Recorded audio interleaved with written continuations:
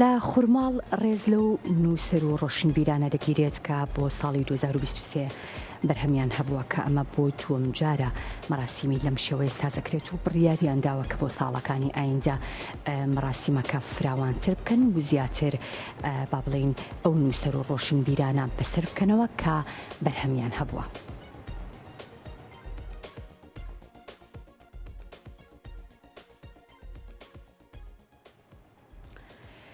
بە ئامانجی زیاتر ڕێزگرتن لە نووسەرانی بەشی ڕۆشنبیری و هونەری خورماڵ لە مەراسیمێکدا بە ئامادەبوونی لێپرسراوانی ئیداری و ڕۆشنبیران خەڵاتی ڕێزلێنانی بەخشیە ژمارەیەک لە نووسەر کە لە بوارە جیاوازەکانە خزمەتیان بە ئەدەب و مێژ و کلتور و فەرهەنگی کوردی کردبوو.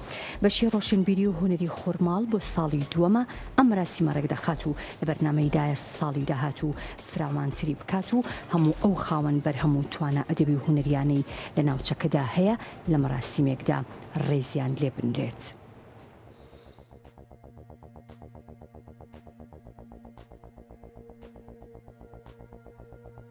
تا بەخێر بێن، زۆر سپاس، خۆشحاڵی بە ئامادەبوونی وەرزتان.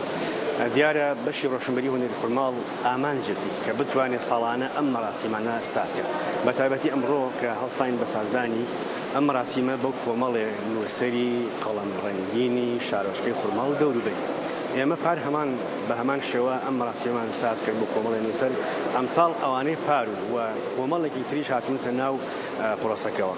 دیارە مەرجی ئێمە بۆ ئەم سازکردنی مەراسیمە ئەو بووە ئەو نووسەرە ساڵی 23 کتێبەکە چاپکردرێ وە دانیشتووی سنوورەکەی خۆمانیش بێ. خۆشبەختانە نزیکەی 4 تا 15 کەس بەشداریان تێدا کردووە. ئومێد دەکەین ئینشەڵڵا لە ساڵی داهاتووە بتوانین تەنها نەک نووسەران بەشک و ڕۆشنبیران، هونەرمەندان، دەزڕەنگینان، شانۆکارانی شارەکە خۆمان بتوانین خەڵاتیان بکەین.